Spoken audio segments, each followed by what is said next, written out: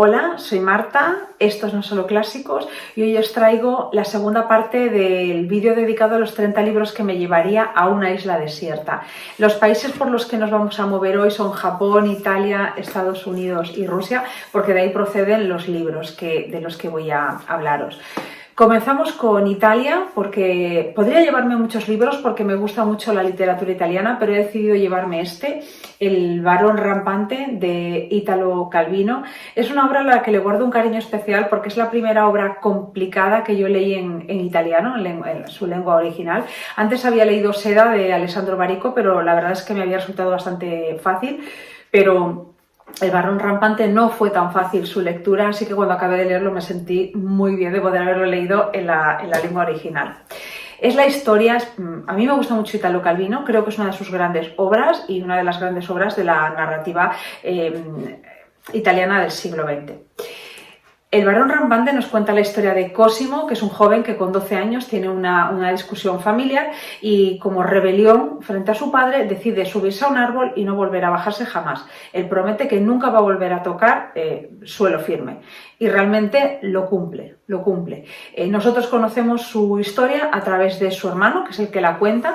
Su hermano recibe cartas de Cosimo, sí, desde los árboles, porque él acaba encontrando una manera de vivir plenamente sobre los árboles. Como es muy diestro, puede ir de rama en rama y viaja muchísimo. Además, conoce el amor y le manda cartas a su hermano. Su hermano también va a visitarlo a los árboles en los que se encuentra y va conformando la historia de Cosimo, que es la que nos está transmitiendo a nosotros, nos la cuenta el hermano. Ese es el narrador, ¿no?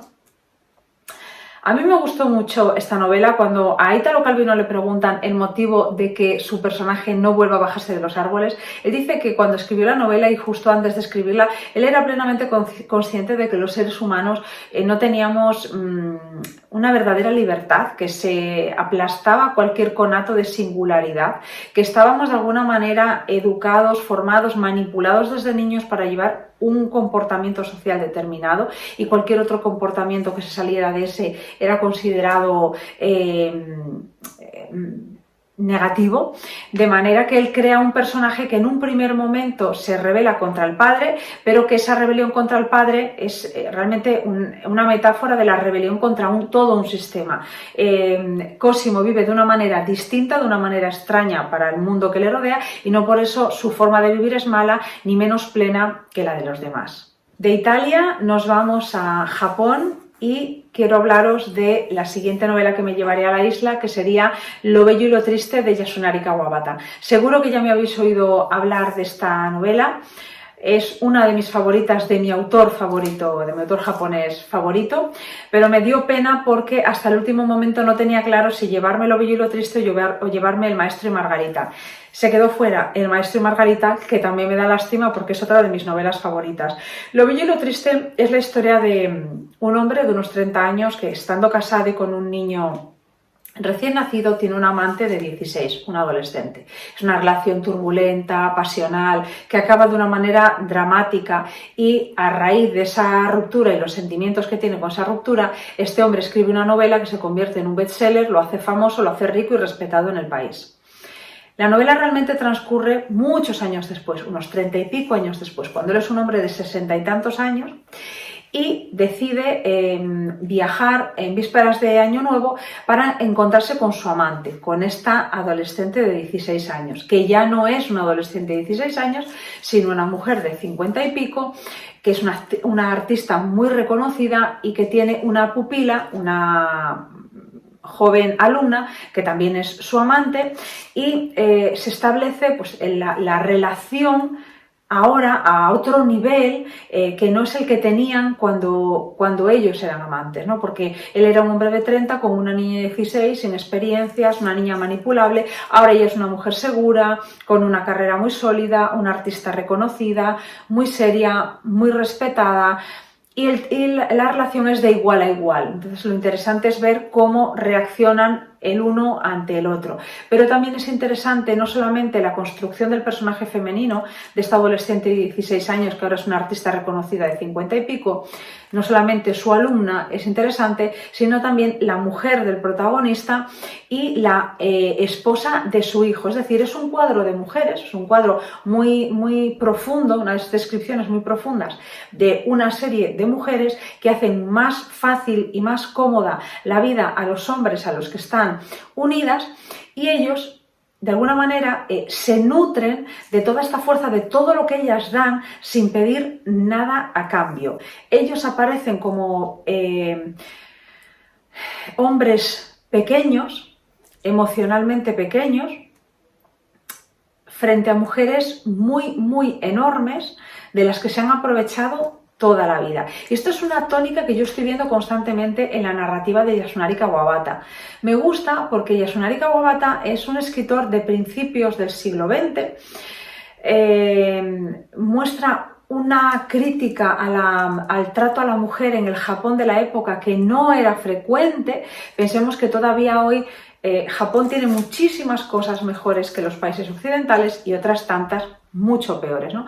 Una de las peores es que todavía el machismo creo que es mucho más, si cabe, más destacado que aquí a nivel social y el papel de la mujer y demás.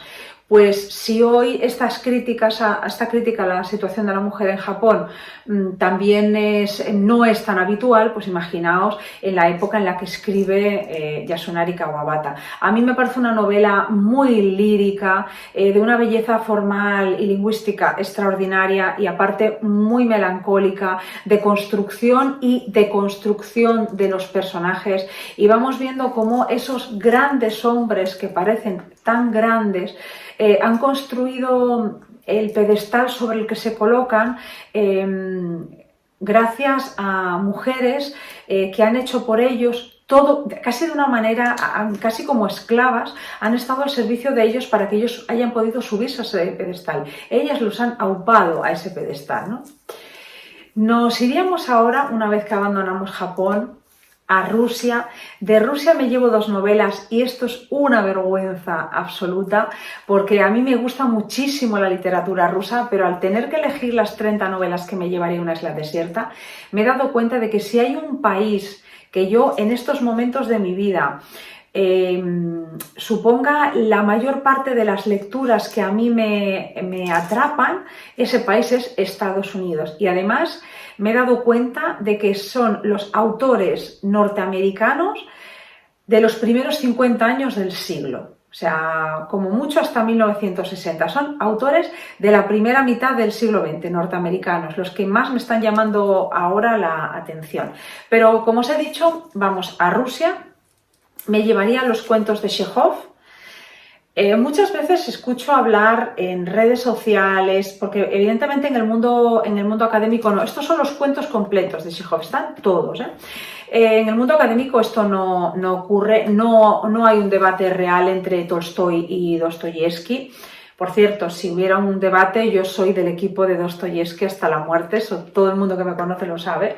No tanto por el hecho de que sea negativo y pesimista, sino porque es un autor hacia adentro, mientras que muy intimista y muy del individuo, mientras que Tolstói es un autor hacia afuera, muy de la sociedad, del grupo, y a mí me llama más la atención Dostoyevsky. Pero como os decía, en el mundo académico yo creo que Chekhov tiene el lugar que le corresponde, pero cuando veo, por ejemplo, vídeos en YouTube o, por ejemplo, a los bookstagramers, me di cuenta de que Chekhov es el gran olvidado, cuando es un autor que no es menor con respecto a Tolstói y a Dostoyevsky. Yo creo que son la gran tríada rusa, ¿no? Es un extraordinario pintor de caracteres y de relaciones humanas, es muy delicado, también tiene ese punto intimista, aunque yo creo que está a medio camino entre Tolstói, para mí un poco más cercano a Tolstói en algunos aspectos, porque también es muy social, pero también con ese punto intimista de Dostoyevsky sin llegar al pesimismo que tiene Dostoyevsky. Bueno, me llevaría a los cuentos de Dostoyevsky. de Chekhov, y me llevaría una novela de Dostoyevsky que en estos momentos no tengo aquí, que no la tengo en mi librero, luego no sé dónde puede estar y mirad que es grande, o sea que si la encuentro ya os la enseño para que veáis la edición que tengo, que es una edición estupenda, una traducción fabulosa. Me refiero a Los hermanos Karamazov. Los hermanos Karamazov es para mí mi obra favorita de Dostoyevsky. Yo en la literatura rusa entré a través de Tolstoy. Pensé, cuando grabé el vídeo de mis 12 libros, la batalla de mis 12 libros favoritos, aparece Guerra y Paz, y yo digo que Guerra y Paz es la primera obra rusa que yo leí, pero me equivoqué. La primera obra rusa, yo sabía que era Tolstoy, lo primero que yo había leído. La primera obra rusa que yo leí fue La muerte de Iván Ilich, que me parece una obra maestra, es maravillosa, y después leí ya Guerra y Paz porque me había gustado tanto Tolstoy. Pero reconozco que yo, en el momento en el que cayó lo primero de Dostoyevsky en mis manos, yo ya encontré mi lugar dentro de la literatura rusa. La historia de los hermanos Karamazov, que además el propio título indica que en fin, los hermanos son los protagonistas, ¿no? Es la historia del viejo Karamazov, un hombre cruel, avaro, malvado, y sus 4 hijos, muy distintos todos entre sí, con características muy diferentes, con virtudes y defectos muy variados. Y aunque normalmente cuando buscamos información sobre los hermanos Karamazov nos dicen que el tema central es el parricidio, yo, y lo digo en mi humilde opinión, no soy especialista en literatura rusa ni muchísimo menos, pero yo la sensación que tuve cuando leí la novela es que el parricidio era la excusa para todas las diatribas, todas las reflexiones morales, filosóficas en torno a Dios, en torno al bien y al mal, que Dostoyevsky plasma en esas páginas. A mí me parece la gran novela rusa, sinceramente, por encima de Ana Karenina, por encima de Guerra y Paz, por encima de cualquier otra obra de Tolstoy, por encima de Crimen y Castigo incluso, me parece la gran novela rusa. Sí es cierto que uno tiene que armarse de valor y coraje para leerla porque es muy extensa, no sé si son 1000 páginas o 1000 y algo. Además es muy densa porque tiene una carga filosófica importante, y luego el pesimismo propio de Dostoyevsky, que no siempre uno está en el momento para leer según qué novelas. Pero yo reconozco que yo siempre estoy en un estado ideal para leer a Dostoyevsky, a mí me encanta. Y no soy una persona profundamente negativa, sí tengo un cierto concepto, cierto sentido trágico de la vida, pero como que lo acepto, ¿no? Con estoicismo, que yo ya soy así, ya tengo ese pensamiento, pero luego yo creo que soy una persona bastante alegre, aunque tenga mis momentos, y sin embargo soy Dostoyevsky hasta la muerte. Y si yo tuviera que salvar a uno de los dos, este tipo de cosas de el arca de Noé de libros, ¿no? Este sí, este no, este sí, este no, y tengo que elegir entre Dostoyevsky y Tolstoy, es que no lo dudo ni un segundo. Ahora ya me dicen entre Dostoyevsky y Chekhov, y aunque prefiero a Dostoyevsky, ya lo tengo más complicado, porque creo que Chekhov merecería estar en ese arca.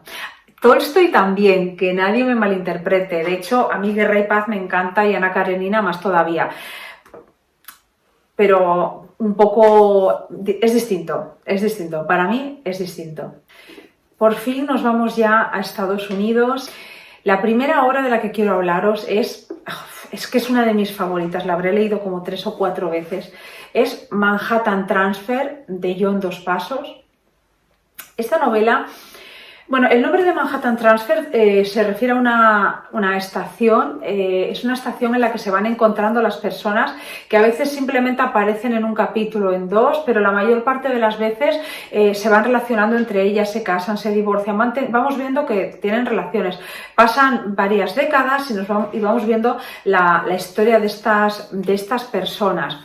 Es una novela más bien pesimista, publicada por los mismos años en los que se publicó El Gran Gatsby de Scott Fitzgerald, pero El Gran Gatsby es como la gran historia del lujo, del esplendor, del triunfo, y sin embargo Manhattan Transfer es la historia del fracaso.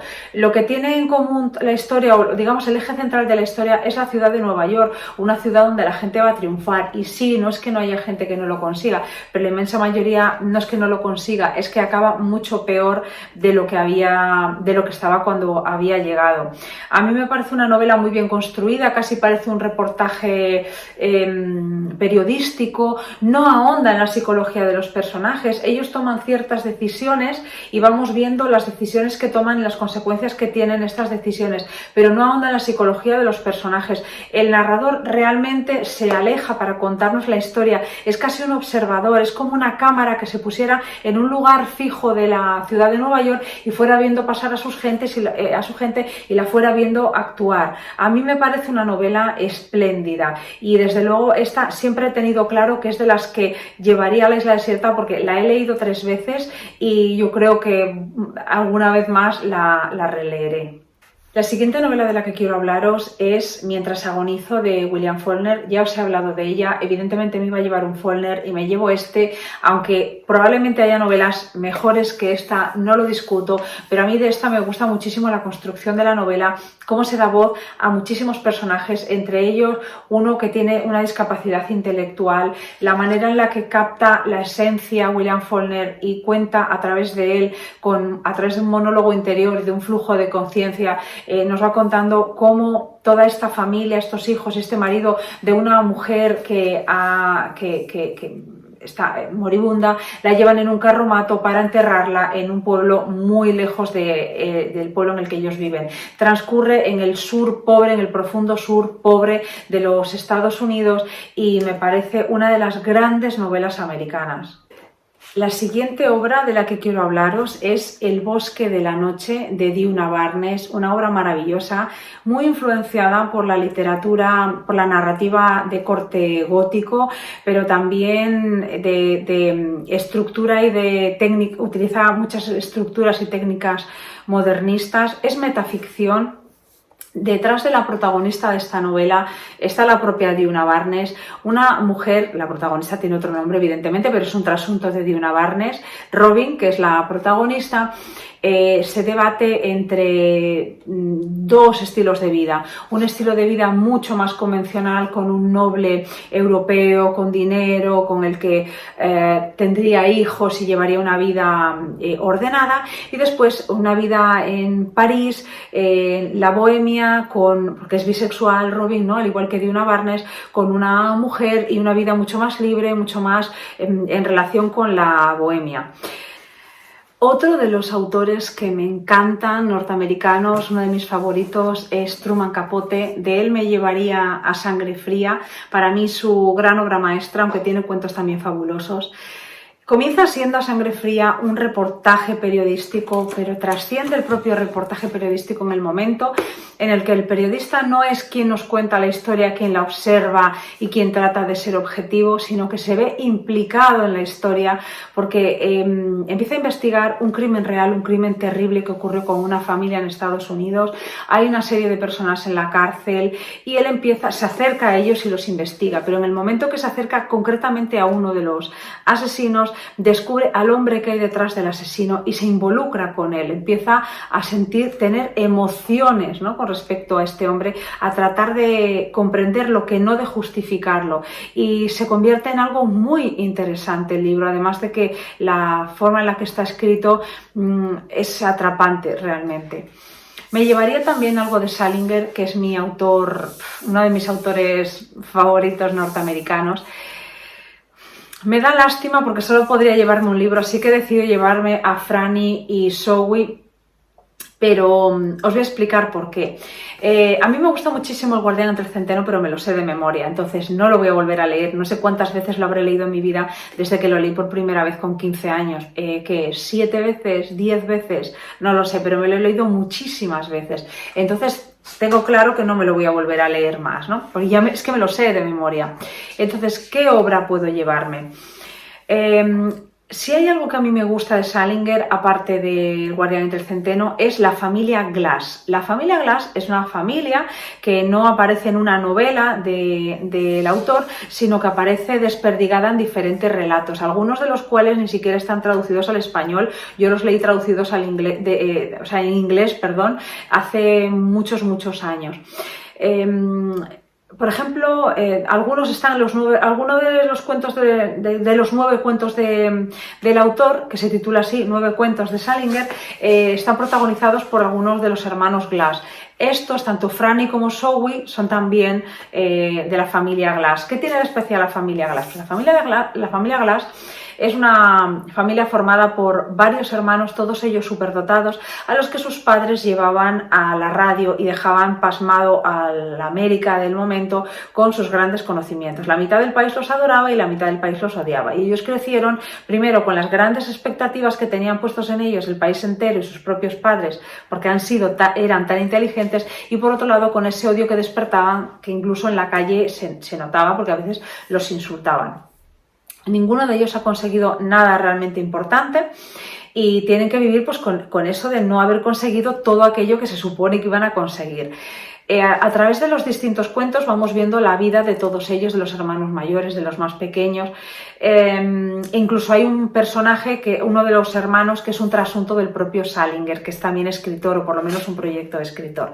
No voy a hablaros más de esta obra ni de los hermanos Glass, de la familia Glass, porque tengo pensada estas navidades subiros un vídeo sobre ellos, porque de verdad yo creo que son los grandes olvidados de Salinger y tienen esas rarezas típicas de los personajes de Salinger que a mí tanto me gustan.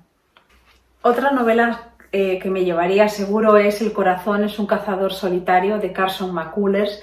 Fijaos la cantidad de autores del gótico sureño que me llevo. El gótico sureño es para mí, dentro de los Estados Unidos, yo soy una gran lectora de los autores del sur, son los que más me interesan. Ya os hablé del gótico sureño en el vídeo de Halloween, en el que os hablo de una novela de terror que está enmarcada dentro del gótico sureño. Os dejaré por aquí el enlace por si os interesa qué es el gótico sureño, que me imagino que bueno, ya lo sabéis, pero por si alguien no lo supiera y le interesara.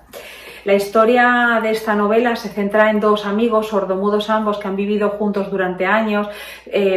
La crítica dice que si la relación es homosexual, que si no lo es, pero realmente no dejan claro nada, son simplemente dos amigos que viven juntos. Uno de ellos enferma, empieza a tener como brotes violentos y lo encierran en un psiquiátrico, y el otro se queda completamente solo. Y a partir de este momento la relación se centra, la historia se centra en la relación de John Singer, que es el que queda solo, digamos, y 4 vecinos de su pueblo, entre ellos una chica. Me interesa mucho el personaje de esta niña, adolescente, una chica así de aspecto, la definen como hombruna, en un mundo totalmente devastado, un mundo sin esperanza, en un mundo lleno de racismo, machismo y violencia.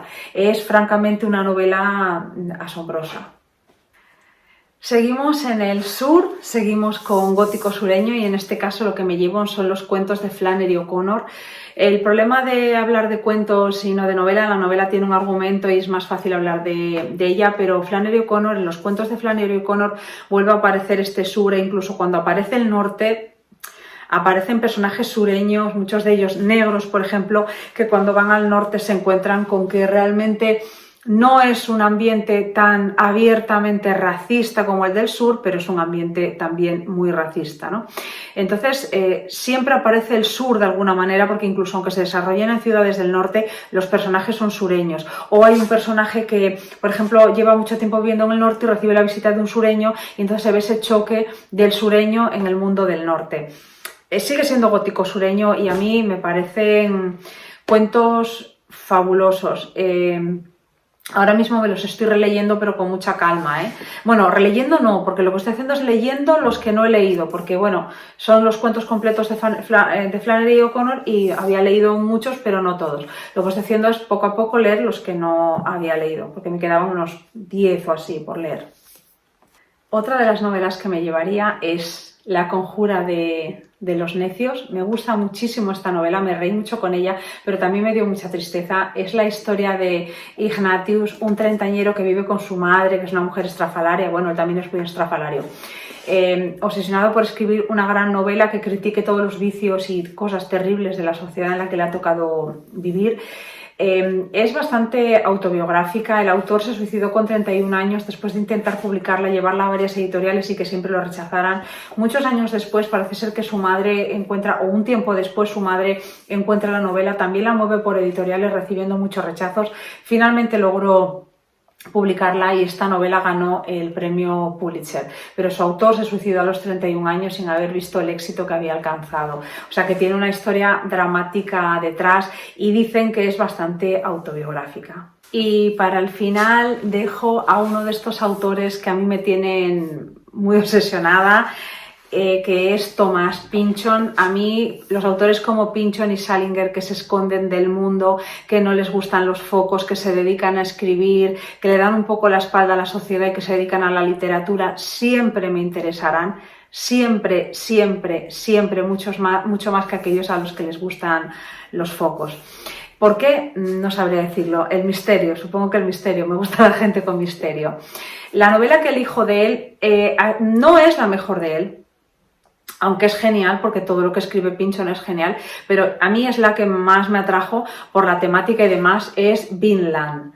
Vinland es el Macondo de Thomas Pynchon, es una región imaginaria, ilusoria, inventada por Thomas Pynchon que queda en California, está ubicada en California.